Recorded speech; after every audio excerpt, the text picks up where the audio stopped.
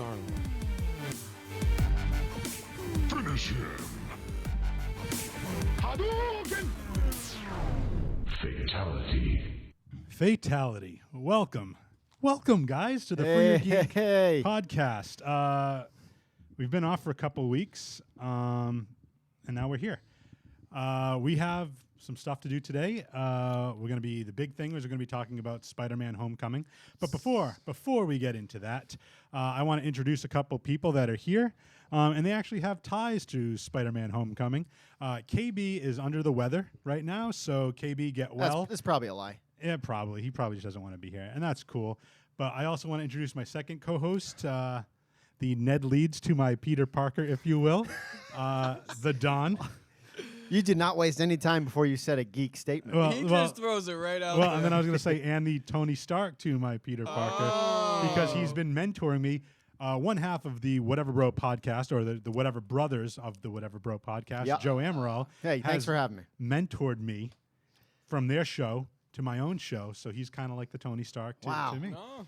It's great. So- Except I'm not a genius at all. Yeah, but I mean, who can't- Maybe just as cool, right? Yeah, just maybe? as cool. A little? I would absolutely agree with that. All right. I think it'd be pretty cool if they both changed their last names to whatever, so they could actually be the Whatever Bros. That'd be That pretty would be- awesome. Joe be and cool. Scotty, whatever. Whatever, you know?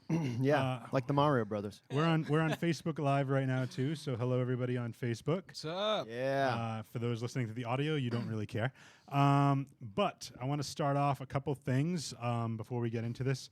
Rich Marini is already saying R.I.P. Chester. So Oh, for those that's that don't crazy. know, Chester Bennington of Linkin Park committed suicide. Yeah. For the that was a kind of a band coming up when I was a teenager and whatnot. Yeah. So very, very impactful in my life. That angsty, like, what do you call it? Like almost like a neo metal type of, I don't know what type of genre it is, but yeah, they were, they had their detractors. People liked them, people didn't like them. But again, very important for certain people of a certain age during a certain time. So A lot of that, I don't mean to interrupt, go but for it. a lot of that music too definitely had that like depressive like undertone to it. So Yeah. like something like this happened, and then going back and looking at some of the music that they made, it's like like this is where those feelings were coming from. Yeah.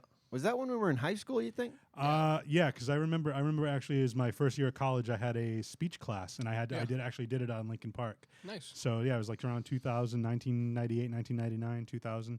So yeah, it was right around then. So Yeah, you actually hit it right on the mark. yeah, so it's it's sad, but again, there's always help. Not that I wanted to start on a whole down thing, being all down and whatnot, but you're never Suicide alone. hotlines and yeah, stuff? suicide hotline. Feel free to reach out. Don't. Reach out to your friends because your friends love you no matter what. So that's all we're gonna do. We're gonna do PC. So I just wanted to point that out because that's the first thing. Roping them in. First thing Started Rich off said. with Okay, an let's- emotional Yeah, you yeah. know, feel. We started off, it's just sad because whatever. We're talking about Spider-Man. We're gonna be goofing around. He but seems affected by this. I am. I'm hurting inside. This is how I handle it. Okay. Spoilers. We're going to be talking pretty in depth about Spider-Man: Homecoming. It's been out for a couple weeks. So if you haven't seen it, then don't watch this. Listen, right we now. gave them plenty of time. Yeah. I think 2 weeks is sufficient. Like, just get your ass to a movie theater and watch it. Exactly. And, it's an amazing movie, no pun intended. We're gonna do a final countdown toward the end, our top 3 favorite villains.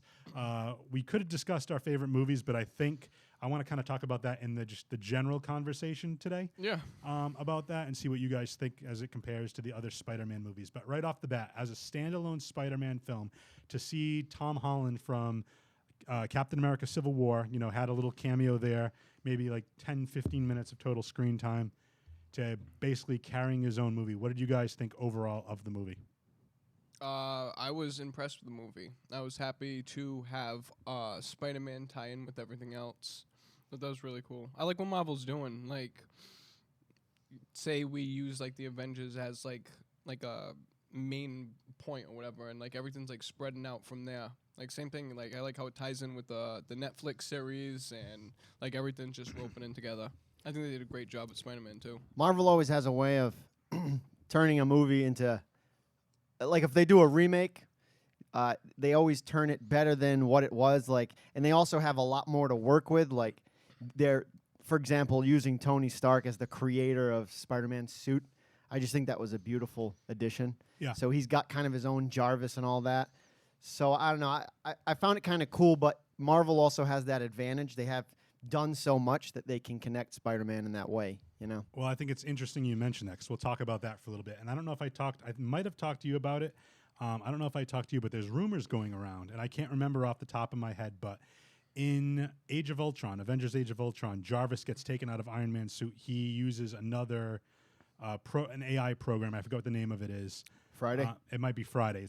Friday. So one of the discs he's going through is a name of Jocasta, who's also a hero similar to the Vision. And in the Vision comic books, Vision and Jocasta get married and have children, 2 androids that are both based on sentient. So thinking about Jarvis, Paul Bettany playing you voicing Jarvis, then playing Vision, and then Jennifer Connelly, his real-life wife, playing Jocasta, who they might have used in Spider-Man's suit because she was the voice. There's rumors going around that it was actually Jocasta, the program he used for Spider-Man's suit, and then that ties husband and wife together in the comic books to the films as well.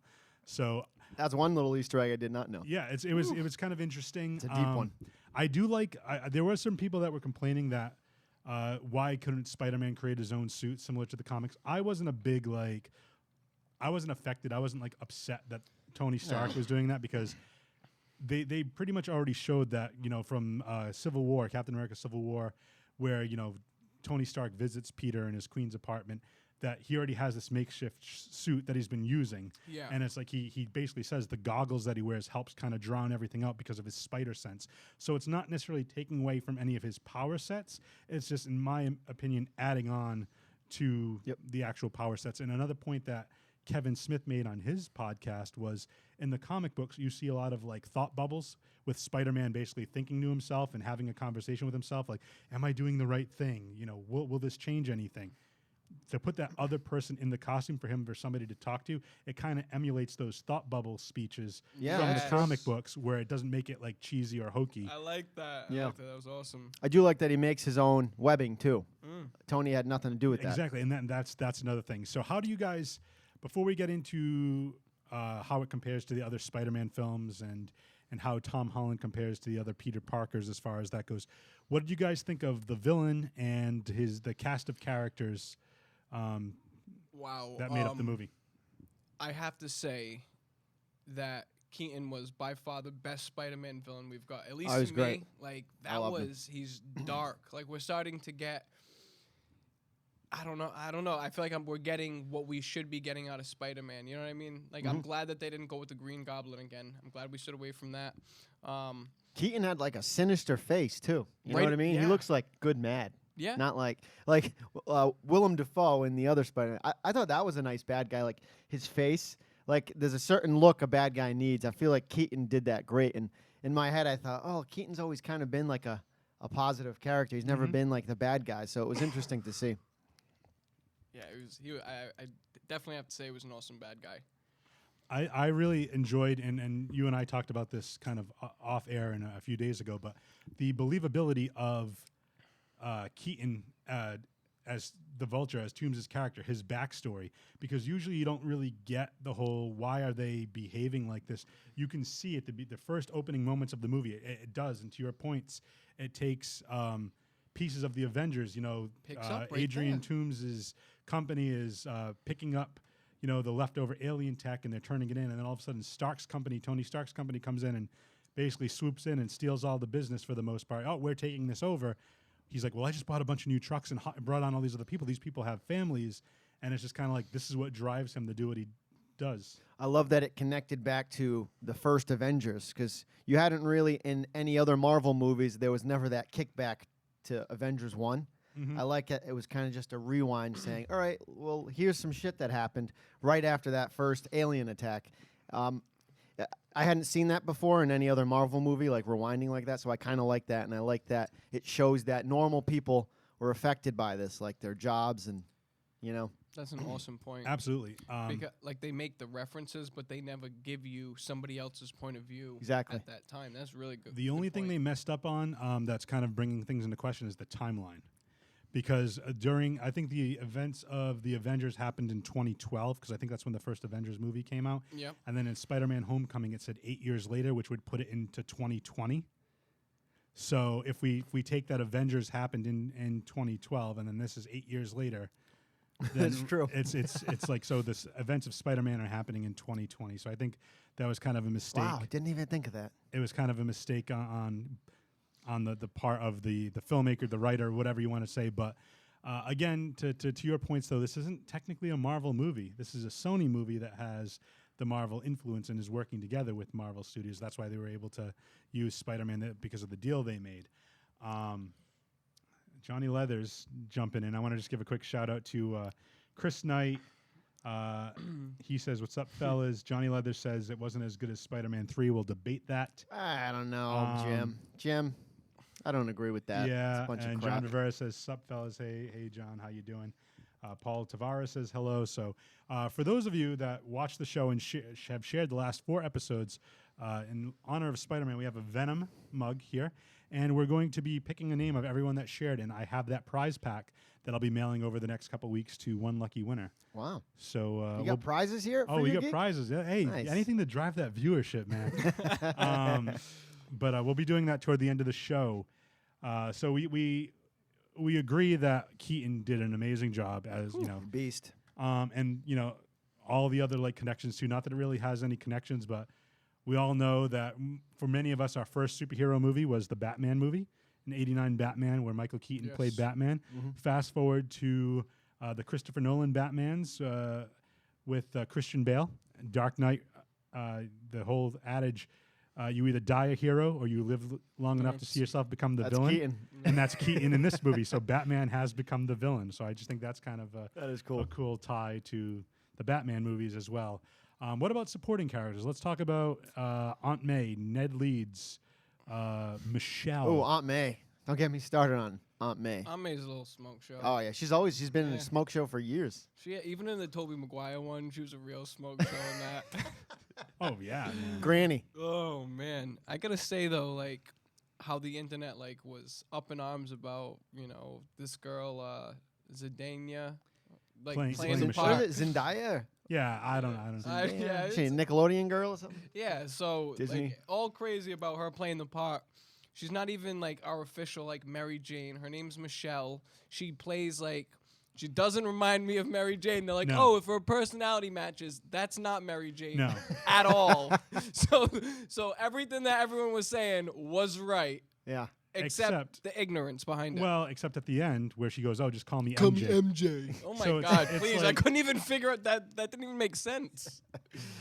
For a little bit, I was confused. I thought the other girl who was like flirting with him was MJ. You Yeah. know, like. Do, But do you think the movie was, I don't want to sound too bad here, but was it too ethnic? Like this is a I good feel like talking they point. fit in every race that they This possibly is a could. great talking point. They This is a great talking point. But I'll say this.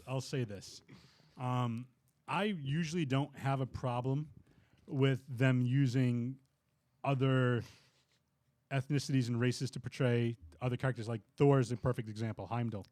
Yeah, You know what I mean? In the comic books, he's a white dude. So it's like, different. it's Idris Elba. It's Idris Elba, and he's Yeah. badass. So it's like I I just don't care. remember Flash being Indian. Right, all. right. And they seriously, he's like and he's not even big and jacked. No, like he's a not. He's goof. overweight. Yeah, they Yes. did Short. They did a well, yeah, that they It was made silly. Flash, instead of being the bully, they made him like the intellectual equivalent on the decathlon. Yeah, what is that? Yeah. That's not the. I don't know. Now that I'm sitting and like openly talking about it, it was kind of weird. Yeah, I was just like, wow. This, Ugh. I was just a little surprised, because Flash was still considered this cool guy with a cool car, but he didn't look like your traditional cool Yeah. guy. Maybe they're trying to change the norms here. Well, I think they're trying to I think it's the movie is a symbol of the times we live in the sense that bullies, just for example, back in the 60s when Spider-Man first was, Flash Thompson was this big jock, Like all-American. whatever. It's Yeah. like, and he just hated Peter because he was like this geeky, nerdy kid, and that was the catalyst for him to pick on him. Yeah. Now they gave it a little bit more of a, I don't know what you want to call it, but it's like, Je ne sais quoi. yeah, a little, I don't know what. Oh, God. Yeah, but it's just, I think it's interesting the way they changed it up a little bit. The love interest, what's her name in the movie? Liz? Is I it don't even Liz? know. I think it is Liz. Yeah. because everybody thought it was going to be Liz Allen, and I'm not sure if that was her last name or not. I would say that she's hot, but I think she plays a high school kid, so Right. that probably Yeah. wouldn't be. That wouldn't be Handcuffs. politically correct. Yeah. She's this being- 35, but she's playing a high school kid. The so views we and can't really opinions say it. shared by one I wonder what- Joe Amaral. and What not is her those of- real age? Do we know? I have no clue. I can look it Okay. up. Oh god. But you guys talk more about that while I look it up. Oh god. But yeah, the cast was cool. Besides the overkill of ethnicities, Yeah. I thought the script was great. There were funny parts throughout the movie. Aunt May was great. I do think at some point Aunt May and Tony Stark might have a little something. Well, that's what I thought. Pepper will throw the suit That's on. what I thought until Ooh. Pepper just showed up randomly. Yeah. Not to, I mean, again, major spoilers, but Yeah. Pepper probably was the biggest surprise to me at the end. Yeah. So Gwyneth Paltrow made a really cool cameo toward the end of the movie. I'm wondering if, like, at the end of this, right? Like, when we get to the end of Marvel's Road, if we are literally gonna like get every one of them on screen at once. You know what I mean? Like the wife's girlfriend, like, you know what I mean? Like Natalie Yeah. Portman, Gwyneth Paltrow, get like all of them. Like, oh wow, we finally accomplished it. Like the world's safe, and like the end question mark. And, Yeah. Yep. So, well, there's some stuff going on about that I'll touch upon. But Oh, before I yeah. talk about, let me talk about that. how then old I'll is get- she? She's well, 28. You're very close. Awesome. All right. She was born in 1990, so she just turned 27. Great. So I'm not. Bang, I'm not a good at creep then. this. No, Perfect. no. You're not a creep at all. But yeah, so going back to your point about what are they going to do with I think the next two Avengers movies are Yeah. going to take some players off the board, add some new players. Obviously, Brie Larson's coming in as Captain Marvel. She's going Yeah. to have her own movie. I believe Chris Evans is at the end of his contract, so we might see The female. Captain America take off, and we might see What's the either other kid's name? uh, Hemsworth. Chris Hemsworth. I don't know where he is in his contract, but there's rumors going around that in the comic books we see Winter Soldier take over the guise of Captain America. Then we Oh, see the Falcon. Falcon take over the guise of Captain Nah, America. I wouldn't So we want have that. both of those Oh, possibilities. now that we have, I know it's gonna sound. Oh no, that's Norman Osborn takes the place of Iron Patriot, not Captain. Wow, America. really? Wow. Yep. No, I didn't. Right. I just Oh. never knew that. It's crazy. It's Secret Wars, I think. It is Secret Wars, the comic book series called Secret Wars, and I just want to give a quick shout out to other people on Facebook Live. Getting a lot of comments today. Yeah, John Vivera said Ned Leeds was butchered too, from the comic books. Absolutely. But what do you guys think of Ned as like the sidekick with the whole? I love the tie I to liked him. Disney and Marvel with the Star Wars, the Death Yeah. Star. That was pretty cool. There's tons of You Star know- Wars references every time Spider-Man. Even in Civil War, where he says, "You know that really, big- that old movie." Uh, So there's a lot of damn these young kids. I like Ned. I thought he was funny. Yet another different Mexican? ethnicity. Did you notice he was eating a burrito in his bed? Was he Mexican? I couldn't The even views tell. and opinions shared by the Don do not reflect those of the Free Your Geek podcast. It was I'm just going one to of be saying those. that a lot. It was just one of those things about a movie that slapped me in the face. I just had to bring it up. I want to give a shout out to Beth too, who's another loyal viewer. She's Nice. commenting. It's good to see the females on the Free Your Yeah. Geek podcast. Beth is awesome. I love Beth. Not as much as some other people at the table, but she's awesome. So let's talk about some of the big twists. We see Spider-Man get this suit, which we've already kind of alluded to, where it has this AI, and he's getting used to it. And basically, he finds out it has what they call the training wheels protocol. That was cool. So basically, Tony Stark wants him to essentially not be a quote unquote Avenger and do all these like huge save the world type of missions, but he's like, he even says, "Can't you be a friendly neighborhood Spider-Man?" And I think that's fantastic because it's a nod to the comic books, and he just basically wants him to stick to Queens and protect Queens, kind of like a Yeah. vigilante in the hometown type of thing. So what were your thoughts on that? Honestly, it's crazy to hear like Tony Stark like wasting someone like Spider-Man like in New York at that time period, because for that time period, like for this whole Marvel thing to work, at this time in New York, Daredevil's doing like actually like all of the other heroes are doing their thing. Daredevil, Jessica Jones, Iron Fist, and Luke Cage, like they're already kind of handling. But is that at all connected? They've never actually stated it's connected to the movies, have they they? have. Okay. They have. They actually in It's the first season of Daredevil. yeah, And in Luke Cage too, they're Right. selling the bootleg DVDs. So they call it the event. Right. The event is like when the when the the whole yeah, open. the Chitauri showed up. So yeah, they talk about that in the beginning of Daredevil. So, About so the shows have mentioned the movie, but the movies haven't mentioned the shows. right. So Yeah. there's a discrepancy between, and it's I read an article about it a while back, but apparently because Disney owns the rights to the movies and the production of the movies, and Marvel still owns the rights to the television shows. So Agents of S.H.I.E.L.D. on ABC, I think there's basically a disconnect between who's Yeah. running the television side and the movie side, and they don't see eye to eye, so they don't necessarily so- integrate them as much, but because it is a shared universe, they keep it connected, and Gotcha. fingers crossed that they bridge whatever gaps they might have and mend some fences and bring it all together, because I would love to see. I just have this feeling that the TV characters are never gonna. I know get to I the would big love, but screen. how awesome would it be like Infinity War comes out, right, and Thanos and all of his team now, because that's something we can talk about a little bit later. Yeah. Thanos is going to have a team now in Avengers. Oh yeah. So, but imagine that, and then like somebody's caught in the crossfire, and you just see Luke Cage like step up, and somebody tries to like stab somebody, and the knife breaks off his impenetrable skin, or like Iron Fist does something, or even Daredevil, just seeing him in the background Let's just- saving people. That'd be kind of cool. Like the way that you're describing this, like brings me back to the Avengers 1 scene, like where they're like down, ground zero, and Cap's just calling it out, you there, you there. Imagine that on a much grander scale, where like say we do ever get Fantastic Four back, same way that they're doing Spider-Man. If they could bring Fantastic Four back, there's so much stuff that. I'm a big fan of Mr. Fantastic. You know that. Yeah. If you watch, you know that too. Like, there's so much stuff that should be connected in the Marvel universe with him, Stark, and Hank Pym. Not the Michael Douglas version. yeah, the Michael Douglas version. There's so much stuff that they're like, oh yeah, like for instance in Civil War when they're all locked up in that like underwater base, like that's stuff that Stark didn't invent. Like that's like the joint minds. Like I don't know. I think it'd be cool if they could rope them in. Like I don't know. Well, even during the comic book, they placed him in the negative. Is it negative zone? Is that what Mr. Fantastic created? Mr. Fantastic made the. It's not the Phantom Zone is DC. I know. I think Yeah, it's called no. the negative zone. But basically, it's like he That's like discovered the this like highest pocket, powers. pocket universe. Yeah. And that's where they were imprisoning some of the heroes, I believe, if I'm not mistaken. People on Facebook, correct me if I'm wrong. But just shout me out in the comments on the podcast. Do you plan? I'm not gonna bring it up without your permission here. Oh, But go- are you mentioning anything that occurred at D23, like the teaser You- trailer? Go for it. This is okay. So spoilers. Spoilers. Man, I just heard so many crazy, Go for it, awesome dude. things. Go for it. At D23, they showed a teaser trailer for Avengers: Infinity War, and I guess it opened up with the Guardians of the Galaxy flying and Thor landing on their windshield. Oh boy. Yeah, and I was like, what the hell is this? I guess they bring him into the ship, and they're all like, who the hell is this guy?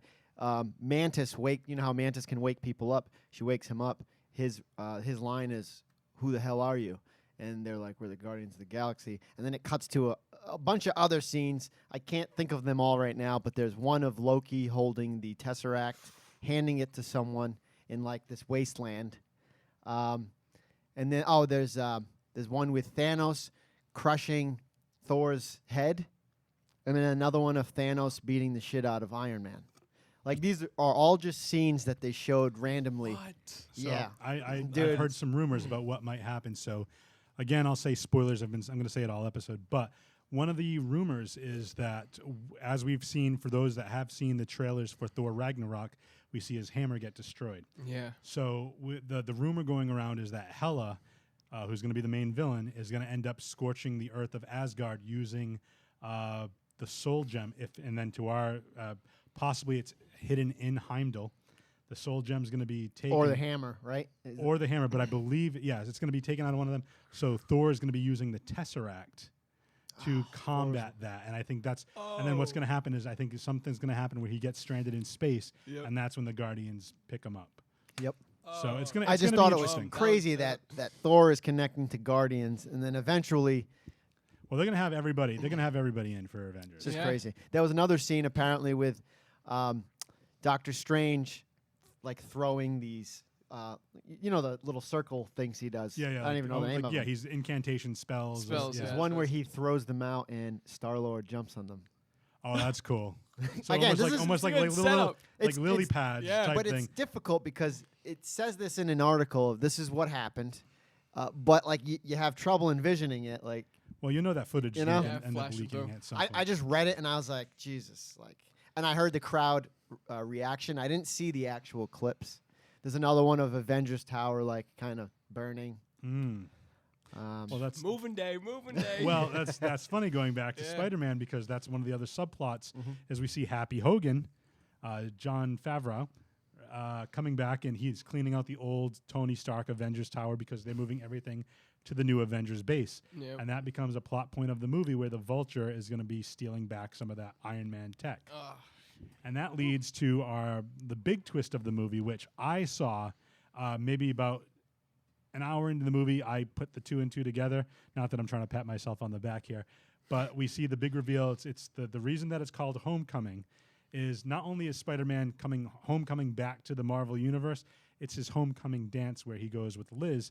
He goes to her house to pick her up. Liz. The door opens, Ooh. and who's her father? But the Vulture. Yeah. And Spider-Man already knows him by Huge face. twist there. And throughout that cab ride, it is so Cab ride. not cab ride. Throughout that ride to the dance where the Vulture is driving, where Toombs is driving his daughter, Liz, and Peter Parker to the dance, and Peter knows that it's the Vulture. The Vulture doesn't know Peter is Spider-Man, but then Liz says, "Oh yeah, Peter was at this event." So earlier in the movie, we see them. I believe they're in Washington. Yeah. DC and he and- takes off. and- Where'd you go in Washington, Yeah. Peter?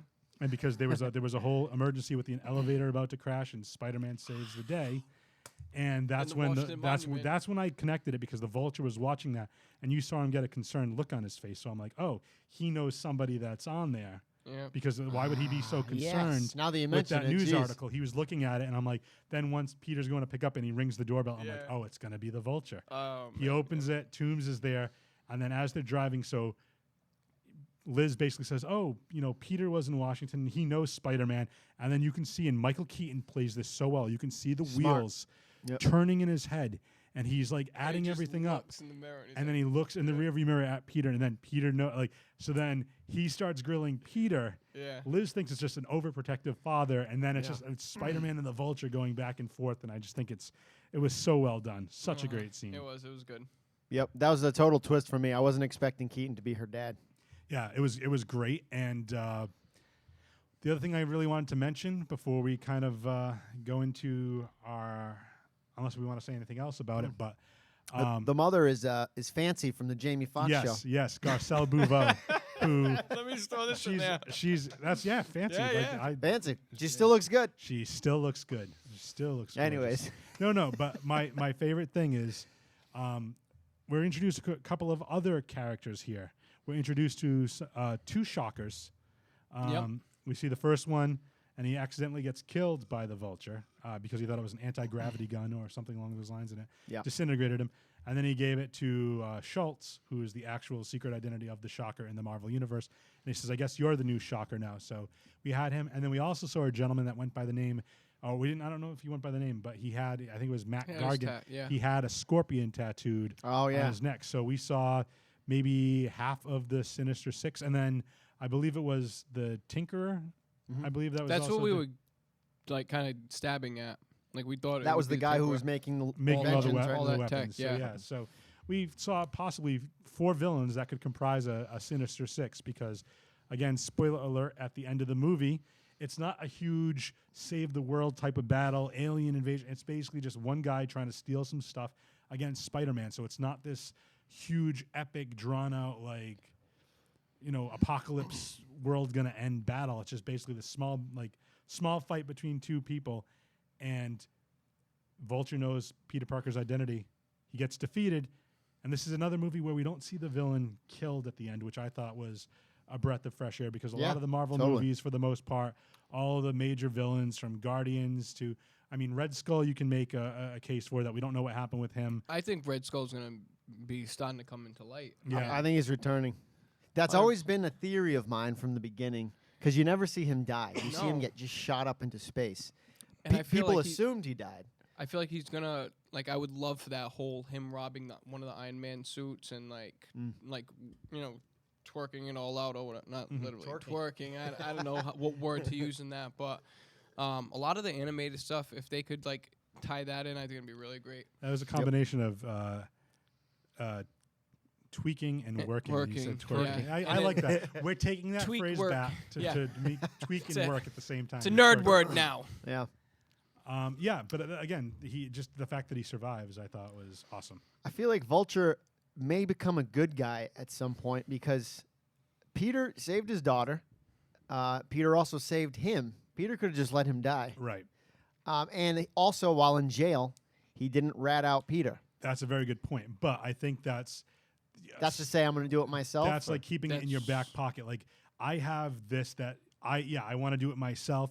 Nobody else is going to do it. I know his weaknesses now. I know his family. I can find his family. I can find his friends. so messed up. I want to kill the 17-year-old. You know. Well, that's another good point. I loved seeing a 15-year-old Peter Parker. I mean, the kid that plays. Is him it it's 15. He's 15, but I'm saying he's a 20-year-old kid. Tom Holland's a 20-year-old kid. He looks like a high school student, and I love the fact that they're going to focus on him in high school for the first few movies, and I think that's great because. I just like say we'll compare it to the other Spider-Man movies here in a second, but I want to leave with one final scene, and then you guys can say whatever you want about the movie before we compare it to everything else. But there's a whole theme where, again, with the training wheels program, he hacks it, he unlocks all the different capabilities of the suit. Tony Stark takes it away from him, and the whole thing is if you're nothing without the suit, then you didn't deserve it in the first place. Awesome. And then fast forward to the scene where Peter Parker gets buried under all the rubble from the building, and you see him like struggling and trying to get up, and it's just that's the Peter Parker resolve that you read in the comics. Like all this bad stuff is happening to me. I can't do it. I have to find the inner strength to keep going on and keep doing it. Now, this sort of happened in Iron Man 3. Again, Iron Man 3 wasn't a great movie, but it was one of those things. Stark had to be tested without the suit in order to realize, I love that scene. Yeah, and I think they You're took an inventor. Invent things. Exactly. And I think they took that and they sort of applied it. He applied that lesson that he learned to Peter. So I don't know why that's the first thing I thought of when he said, if you're nothing without the suit, then you don't deserve it. Well, that's the duality of what you can be, because you can talk about it being from the character of Peter Parker. If you need to rely on the suit to do this, then I was wrong to pick you in this role to give you this capability. But to your point, it could also be more of a look into the side of the character of Tony Stark, where Iron Man 3, where he's the inventor, and like you just mentioned, you're an inventor, invent things, almost a reflection on him if you're nothing without the suit, because he is using his intellect. He knows what it's like to be that. So it's a really cool look at both of the characters of Tony Stark and Spider-Man, and you can kind of apply it to either one of them, and it's really, really cool. Yep. That being said, any final thoughts before we compare it to... Look, like, for real, I don't even want to get the snowball rolling, but there was a lot of cool little things that would drop when they were talking about like Iron Man's new shield. Like they threw like this one part where I guess he's like, oh no, like stay out of there. This is where Cap's new shield is, and so's new weapon, and Vision's new thing or whatever. I thought that was pretty cool. Which part was this? Maybe I gotta watch it again. No, this was I don't know if it was like pre-moving day or if it was a discussion between like Tony and Peter or whatever. But yeah, They were just talking I about caught that the in there. inventory. Yeah, or like things that they're like. It's like working an on. R&D. It's like an R&D room or something, like Yeah. research and development type thing. Yeah, no, and it's cool because again, we could use that as a jumping off point. So when we go to the next Avengers movie, and there's all kinds of new. I can almost things. guarantee that by the time we do get to like that last like hurrah with Marvel, we're gonna see the Scarlet Spider suit, where like the one that Tony Stark really invented, like as far as all that stuff With goes. all the arms coming out of the back and stuff. The lasers. And Yeah. Oh wow. The little kid ends up using it. Yeah. In the other universe. Yeah. I did love that the suit reveal at the end. That thing was nice. Yes. So basically, after the conclusion of the movie, they go into Avengers Tower. Basically, Stark essentially offers him a new suit, a new position. Like, hey, welcome to the team. And by this point, Spider-Man's like, no, I kind of want to be like that symbol just for my hometown, a friendly neighborhood Spider-Man. And I like the fact that he's like, thanks, but no thanks, Mr. Stark. And he's like, he thinks it was like a test and whatever. And he's like, oh, I get the crowd back here waiting to talk to you as the newest member. And And Peter's like, was this a test? And he's like, yeah, you passed. And then Yeah. that's when Pepper comes out. I was like, I have everybody waiting. What's going on? That was a great little misdirect. I thought that was cool. Oh yeah. I love how Beth has my back when they were loading the plane with all of like the other stuff that was being Yep. moved out. Beth knows her stuff. Yeah. Beth is awesome. We love Beth, like I said. But let's compare, since we have about a half an hour left, let's Okay. compare this movie to the other movies. How does it rank in your overall Spider-Man? So to recap, we have the Tobey Maguire, so Spider-Man 1, Spider-Man 2, Spider-Man 3. Then we have the Andrew Garfield Amazing Spider-Man and Amazing Spider-Man 2. The first three movies deal with Mary Jane as the love interest. The second set of movies deal with Gwen Stacy, played by Emma Stone. Villains, we have the first trilogy. We have Green Goblin, Dr. Octopus in the second movie. Then we have Venom and Sandman in the third movie. Then we have the Lizard in Amazing Spider-Man 1. You forget the Hobgoblin. The Hobgoblin, thank you. I tried to forget about that. And then Electro in the... And then we Yeah, have this one. So how does it compare overall? Do you think it's up toward the top, or does it rank lower than most? Or This is by far the best Spider-Man movie. I agree. And it's because that they can tie in with Marvel. Yeah, that's convenient. Like I don't know, if it didn't have any tie-ins, imagine this movie without like the Tony Stark or any of the other Marvel references. Yep. It'd be a good movie because Michael Keaton did a great job. The kid Right. did a great job doing Spider-Man. But what made this movie so great is now I know that Spider-Man can be where any of those other superheroes are. You know what I mean? Like in the next Doctor Strange movie, I know that Doctor Strange and Spider-Man have like come in contact with each other and helped each other on numerous occasions. So it's good to know that that can tie in. Spider-Man and Hulk? Spider-Man and Hulk. Yeah. I want to see Hulk go. Oh, God. I don't own many comic books at all. Like I probably own 5, but one of them I do have is like the Wolverine versus Hulk and Spider-Man versus Hulk comics. Actually, from that point, you mind if I pick up and I'll go from my points? Go for it. With these movies, right? Like all of these different movies. My first experience with Spider-Man, because I don't collect comics now and I didn't when I was younger, was the 1990s. We had the animated series, and that's where I based I loved it right away. I based everything off that. I was an action figure guy growing up, so I had tons This is of the Spider-Man cartoon? Yeah, Yeah. that's like the 90s. It was just like Spider-Man animated. Spider-Man, Yeah, I watched that Fantastic Four, X-Men, Batman. There was an Iron Man cartoon too. It's crazy. They did yeah. have all of them. Yeah. And now it's like, But I would definitely say like the standouts would be the top 3 would be Batman, X-Men, and Spider-Man. then the Spider-Man. Absolutely. So for me, that Spider-Man series picked up. He wasn't in high school. I never got. You get the origin story kind of in like the opening credits of the show, like the show.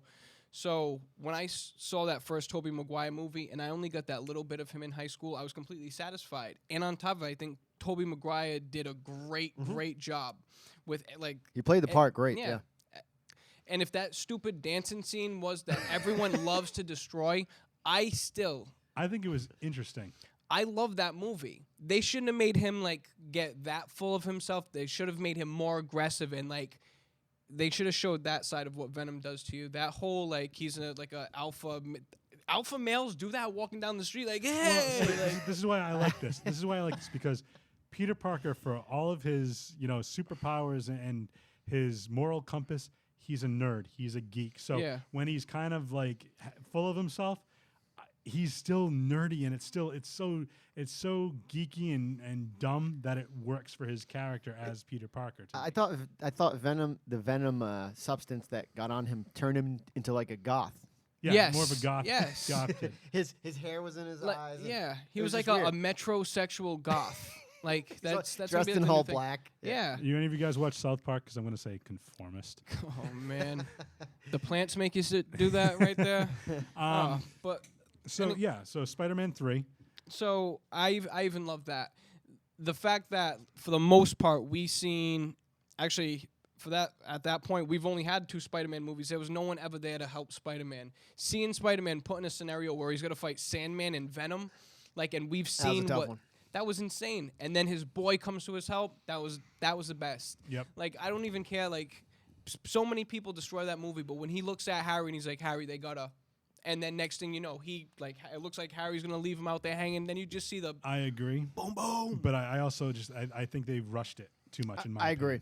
I think because he was in that same movie, he was trying to blackmail Mary Jane and do all this that. stuff, and he was like treating her like because he wanted to get back at Peter Yeah. because they used the whole. So all right, so I'll say my piece real quick on Spider-Man 3. Why I have a problem with it. I didn't think it was an awful movie. There were two things though: the fact that he became the Hobgoblin, and I'm totally cool with that. He wanted revenge for his Yep. father's death, and all this other stuff. Gets bumped on the head. They do the whole amnesia story, whatever. Then he starts remembering. He starts tormenting Mary Jane, going after Peter. He wants revenge. This whole thing, and then Peter goes to him and says, "They got Mary Jane. They got this whole thing." And then it's all of a sudden, like you said, at the last second, they didn't show any of the turmoil. Time out. But Oh. this is why because I know where you're gonna go with Yeah. this. So go ahead. All right, so if you do know, you probably do know, but when Peter completely beats him and just leaves him there, and then him and his after That's what Peter I have- leaves, his butler That's has what I have a conversation. problem with. You That's have what the I- problem with the butler Yes. having that? So do you remember this, Joe? I do, I do. Okay, so let's. It's like, by the way. yeah, logically speaking, if you are like, oh, I want to get revenge on Spider-Man, and your butler already knows this, then you go through this amnesia period, then you get revenge again, and then he goes, by the way, sir, it was his own glider that killed him. Why didn't you say that in the beginning? myself. Why didn't you say that in the beginning of the movie? And it Bro, wouldn't he's be- 70. He's got Alzheimer's. He drinks every day. He hates him. I do like He how the wiped butler his ass. just spraying it on him. Yeah, they call that the MacGuffin. Yeah. Where it's basically like, here's like the piece where it's going to tie it all together because here's the change that you need. You need some character to just be like, okay. Oh, your hands look cold. You know what? I've had these extra gloves for Yeah. hours. That's a great reference. I'm not going to even mention what movie that's from. Oh, but, man. if you don't get that, you're He was done. like, oh, my hands are starting to get sweaty. Here you go. You've had Um, second set of gloves. This whole time. I'm gonna Yeah. be I would say out of every Spider-Man movie, I've not liked one, and it was the first Andrew Garfield movie. I didn't like the Lizard as a Okay. villain. This is what I would like. I would like the reference of the Lizard, or I'd like maybe a 15-minute Lizard part of a movie, so we know that the character's established, and we can bring him in at a later part because we know the relationship they have. I like when the Lizard regains control of his mind and is able to help Spider-Man out, which has happened. I don't know if comics, but I know it's happened in the cartoon Yep. series many Yep. times. I liked Spider-Man 1 and 2. The one with Doc Ock I thought was great. I don't know why I love that one. No, That's- it's They close. did a great job with his tentacles, tentacles. It was just cool. I didn't like the third one, and then I disliked both Amazing Spider-Man movies.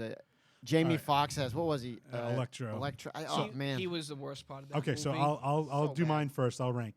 I'll go Spider-Man 2 with Tobey Maguire, Homecoming, Yep. Spider-Man 1, Yeah, Amazing Spider-Man 1, Spider-Man 3, Amazing Spider-Man 2. that's how probably mine. That's how I'd rank them, roughly. I'd put Homecoming neck and neck just because I think Spider-Man 2 was close to a perfect superhero movie you can get.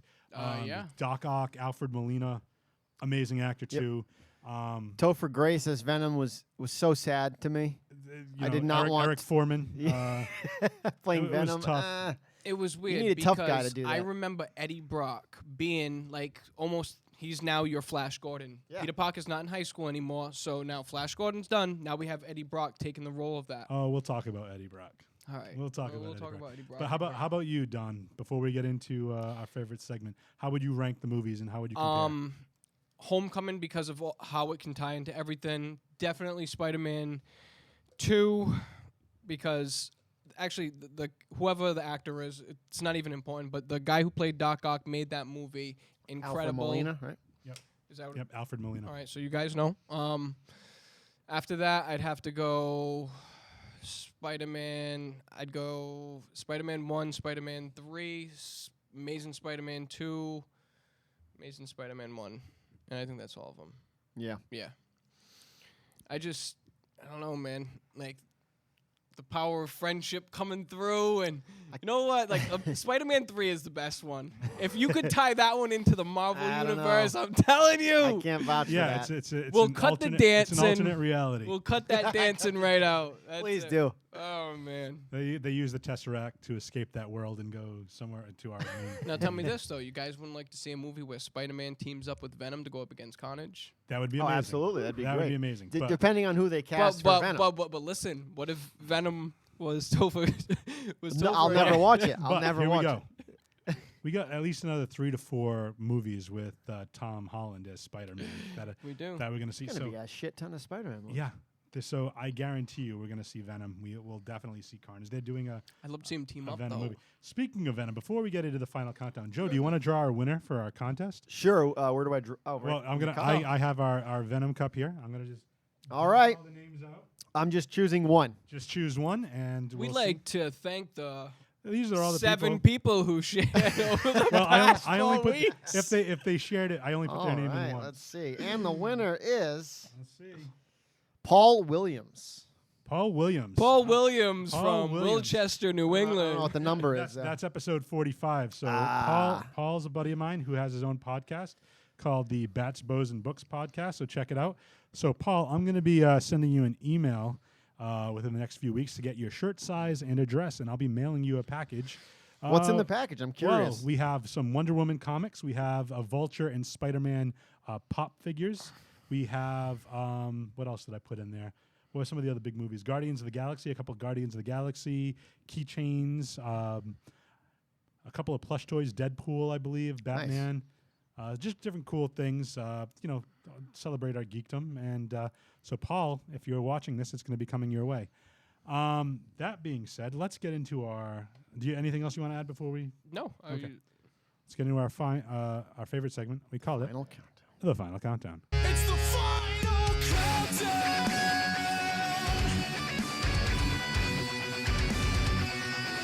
The final countdown. Yeah.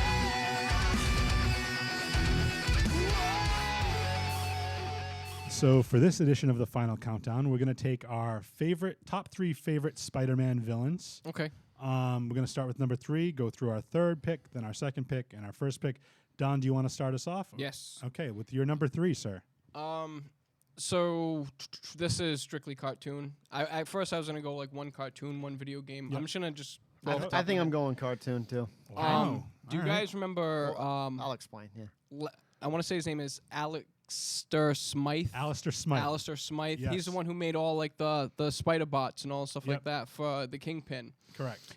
I loved him as a character. I loved when they ended up mutating him into like the super freak Smythe, and he could shoot lasers out of the tops.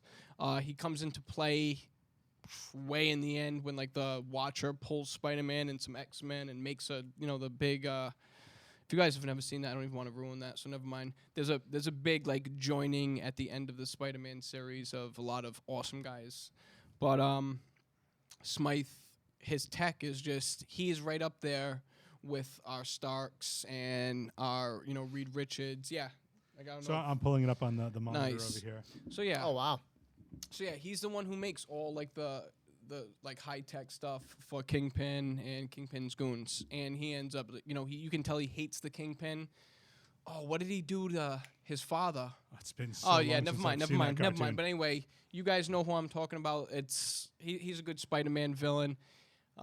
You know what it's akin to is if anybody watched the old Ninja Turtles cartoon, it was kind of like the Baxter Stockman where he was Oh the yeah. fly guy? The inventor, little fly and then guy. he turned Yeah. into a fly. Nice. Yes. Actually, that's perfect. So that's a good. So that's your number. Yeah, that's 3. my number 3. Joe, how about you? My 3 is the Shocker. Now that's the guy who shoots out like bolts. He's yellow. Correct. He's in got like, the- he looks like a quilt. Yes, I just thought. Now I liked him in the cartoon. I just thought he looked so badass in the cartoon. So that's my number 3. He was just to me the most intimidating. Every time he was on, I was kind of like, oh man, was he's gonna awesome. kick Spider-Man's ass right Yeah. now. It's really cool when you see like different villains, like and the villains have almost like an elemental power set. And I should kind of led with this, and I didn't introduce this. Next to Batman and maybe the Flash, I think Spider-Man has the best gallery of villains, especially on the Marvel side. I think he's got the best. You can make an argument for the X-Men having like a whole, but like as far as like villains, you can- For a single hero, I would definitely say that Spider-Man has got the coolest set of villains. I mean, 'cause Yeah. there's tons. Yeah. There's literally They're like, cool visually, and their powers are. there's at least cool. 15 I can name off the top of my head right now that like I think would be like amazing villains for Spider-Man. You know, from both a moral and an ethical standpoint as well as a power standpoint. Yeah. But Shocker again, a great one. So I Like just want to say Shocker. because there's. I don't want to give anything away, but there's a villain that controls fire. There's a villain that controls water. We have a villain that controls There's electricity. actually and multiple. We got Electro. Electro as well. So my number 3, and we kind of alluded to him a little earlier, is the Eddie Brock version of Venom, created by David Michelinie and Todd McFarlane. I just kind of liked how basically my character, this is more of the comic book version. This is where I pulled my villains from, but just to have Eddie Brock say, okay, he's a reporter, he's a journalist. He says this. I'm exposing this serial killer. Spider-Man catches the real serial killer, and then basically Eddie Brock hates Spider-Man for ruining and disgracing his career. Come to find out, Spider-Man, the symbiote, is trying to bond to him. He gets rid of the suit.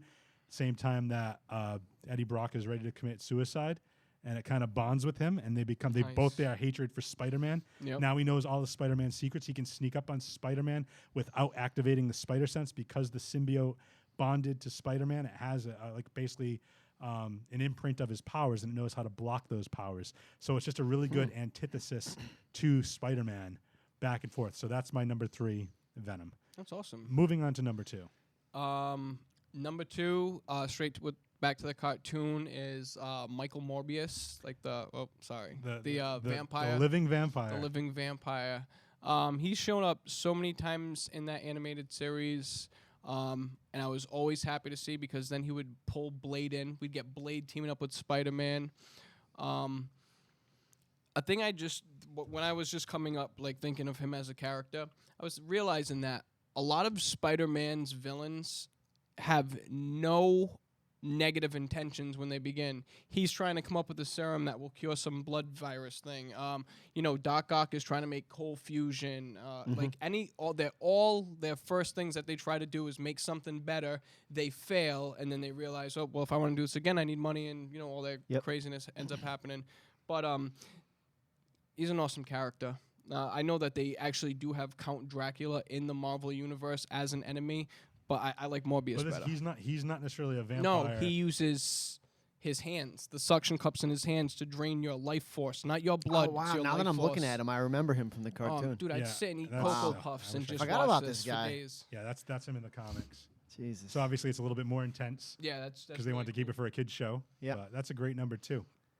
My number 2, I would say Doc Ock, but to me there were 2 different versions. The movie version was a good guy, it seemed like, and he just he became desperate and depressed. But the cartoon version seemed a little more sinister. But I would stick him at number 2. I just love the tentacles. I love that he's also a smart guy. I like how He you al- said he's sinister, no pun intended, because he was the leader of the Sinister Six for Yeah. a while. See, I wasn't thinking that. I'm not That's that geeky, but that's my number 2, Doc Ock. That's a great number 2. Mm-hmm. My number 2 is, I don't know if he's going to be on your list or your list, but he was in the cartoon, but he had a great storyline. It's Kraven the Hunter. Craven's great. Kraven the wasn't. Hunter. So he's, I'll pull up a picture Yeah, I for you in want a to see a second. picture of that But guy. he was created by J.M. DeMatteis and Mike Zeck in 1987. He's basically this master hunter, and he sees Spider-Man as the ultimate prey to hunt. And then you have the storyline Kraven's Last Hunt, where basically he kills Spider-Man, buries him, takes Spider-Man's suit, and then goes around fighting crime, showing that he can be a better Spider-Man than Spider-Man can. Spider-Man was only shot with a tranq gun because he buried him alive. So with Spider Sense kept him alive. He dug himself out, ended up defeating him, and then Kraven ended up killing himself, proving his point that I already proved that I was better than you. I already proved that I could hunt and get you if I wanted to. I'm done with you. And I'll pull up a picture right there. But Suicide in the comics. that's my number 2. And Joe, when I pull up the picture, you're gonna laugh at the cheesiness of his costume. I don't remember this guy. Nope. But Nice tights. yeah, he's got the Yeah, I here's- don't remember him. Here's the comic Was version. he in the cartoons? I think he was in the some of the cartoons. I don't know if he was in the '90s cartoon, but he's another. Oh, he definitely was. Was he? Raven. I don't remember this guy. I remember the vampire dude. A fun fact: he's the half brother of the Chameleon in Oh, wow. the Spider-Man universe. So moving on to number one, and also if you wanted to give any honorable mentions, because I totally forgot to do that off the top of the cup, but feel free to do that too. I'm gonna give my number one spot. Like this person could be an honorable mention on like anybody's list, but I've seen a few good episodes of Spider-Man going up against Mysterio, and I mean like almost all of Spider-Man's bad guys, like you were saying, like we have like the elemental ones, we have the tech guys. Mysterio just like played. I mean, yes, all of his stuff comes through tech, but he plays such mind games with Spider-Man. Knows how to get in his head and just like wreaks havoc. You know. Like I said, like I'm sure there's much better villains on there. I didn't want to go cookie cutter. I tried to do like my best to. But Mysterio's great, man. I had an awesome action figure of Mysterio. Is that your number one or honorable mention? No, that's my number one. Okay. That's my number one. I'm gonna go with honorable mention. Harry Osborn's dad, Norman, is it? Norman Is that Osborn, yep. was he the Green Goblin? He was the Green Goblin. Okay, Yep. I'm gonna honorable mention say Green Goblin. I don't know. I just like that character. It was a little thinking back on it. It was kind of cheesy, and he like the whole voice thing. He just tried sounding. I don't know. My favorite though, Venom. It's always been Venom. He looks cool. He looks stronger than Spider-Man. I don't know. There's just something awesome about him that I've always loved. It's to your point and what we talked about. If Spider-Man was evil Yeah. and he abused his powers, the symbiote with the hate and Spider-Man's powers. Yeah. I just wish the movie would have captured that better. There's still time to, and they're supposed to have a Spider-Man with a Venom in it, right? Correct. Or they're doing a solo Venom movie, I believe. So Gotcha. we'll see how that. Yeah, comes just to get that Topher Grace memory out of my head. Yeah, that bitter taste in your mouth. Okay, I got two honorable mentions, and actually, it was two that you guys just mentioned. Green Goblin, I think, is a great villain. He's, if you were to compare Spider-Man to Batman, he's essentially the Joker to Spider-Man as the Joker is to Batman. I just think he's always had his hand. Once he discovered Peter Parker's Spider-Man, he was always in the background of Peter Parker's life, even if it's like something's going wrong on a personal level. Norman Osborn's got his handprints all on that, Yeah. and he's kind of weeding his way in there and trying to make his life miserable. The other point you want to make, I was thinking from a movie standpoint, I would love to see Mysterio.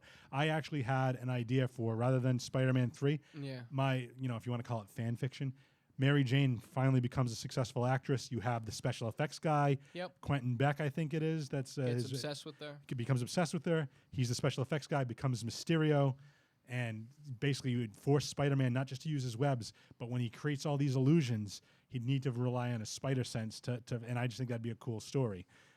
Hopefully we'll see that in the future with these new Spider-Man movies. But my number one, go to my list right here. Drum roll. We've already talked about him ad nauseum, but I will just say he was created by Stan Lee and Steve Ditko. Dr. Octopus. I just like the fact that, good choice. to your point, like the movie version with Alfred Molina was amazing, but the comic book version, just this guy that's like, I am so smart. Like he's kind of got almost this ethical code where he won't go too far in the comic books. And we kind of see that Dan Slott, I know you don't read it, but have you ever read Superior Spider-Man? No. Okay, if you're ever looking to pick some stuff up, and I might even have some, I'll let you borrow it. But basically, after all the use of him using his tentacles and all the stuff he's gone through, Doc Ock's body is deteriorating, and he's created all these octo robots that go around and like kind of like the spider bots from the. So Spider-Man actually uses this headset to control him because that's what Doc Ock uses. Unbeknownst to him, Dr. Octopus programmed his own brainwaves into this headset. So once he puts it on, as Doc Ock's body is dying, he puts his own consciousness into Peter Parker's body and erases Peter Parker's mind and becomes Spider-Man for a year. Yeah. Because this was right before, I think, one of the Amazing Spider-Mans came out with the Andrew Garfield movie. But basically, Dan Slott wrote this whole thing. As Doc Ock is erasing Peter Parker, he relives Uncle Ben dying and all the different tragedies that Peter Parker's had to endure. Yeah. And that coupled with his like air of superiority, he's like, I'm not going to use these powers for my own benefit. You've taught me that I need to be responsible with these powers, but I'm smarter than you and I'm better than you. I'm going to be no longer an amazing Spider-Man, but a superior Spider-Man. Oh. And it's a full he just basically he starts writing the wrong. He goes back to school because Peter Parker never got his PhD in school. Yeah. He goes back. He opens up his own tech company, starts creating all these cool gadgets to help humanity, and he's being a Spider-Man on the side. And all the while, Peter Parker's consciousness is still in the back of the mind, like fighting Doc Ock. It's just such a great story. So definitely check it out. Just jumping in, I meant to say this earlier. John Viveris just reminded me. Tom Hardy cast as Venom. That's the rumor. That's the rumor. I heard the same rumor, so who knows if it's true, but that would be very cool if he was Venom. I can't do the voice. You think darkness is your ally? Oh, that'd be so good. So good. Yeah, so anything else to say before we get out of here? Anything else you want to plug? No. I mean, the Whatever Bro Whatever Bro Podcast. podcast, you know, You don't get to see me. I'm every I'm Monday, off to the side over 7 here. p.m. If you doing get a the chance. sounds. It's hilarious. Yeah. You know, they check out their latest episode with Tara Winterhalter, Booty Yoga Master Pro. Yeah. So Thanks, she's opening thanks a for new the shameless plug. Hey, Appreciate hey, it. And thank you to our sponsor, which I should have done in the beginning, Pachico's Furniture. You see they have moving services. Call them. Perving. Yeah, they're on Bedford Street Is in that, Fall is River. that perving while you're moving? Yeah. Like scoping out. They're- It's a they're- moving they're not pervert. Like that. No, not at all. But thank you to Pachico's Furniture, fine sponsor of the show. They've been sponsoring us since the beginning. Don, anything else you want to plug?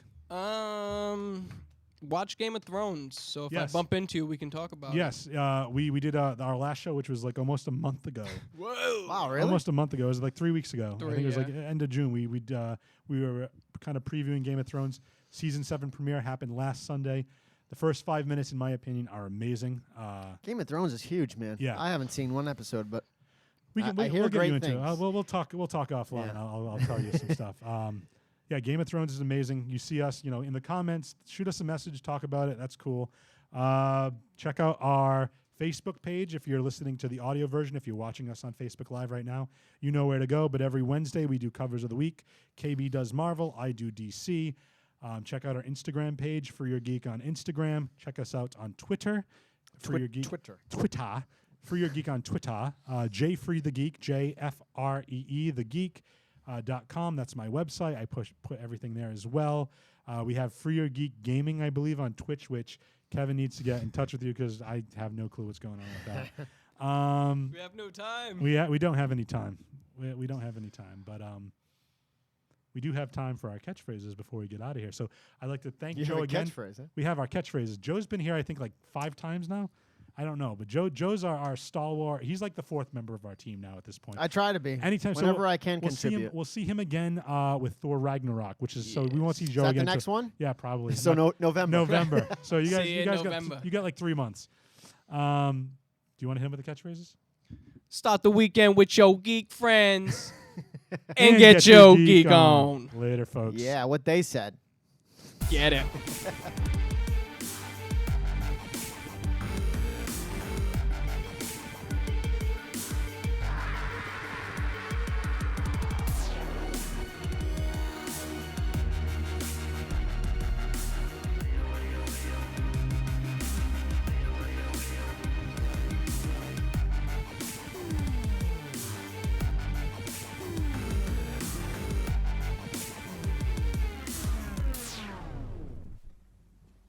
You're still here.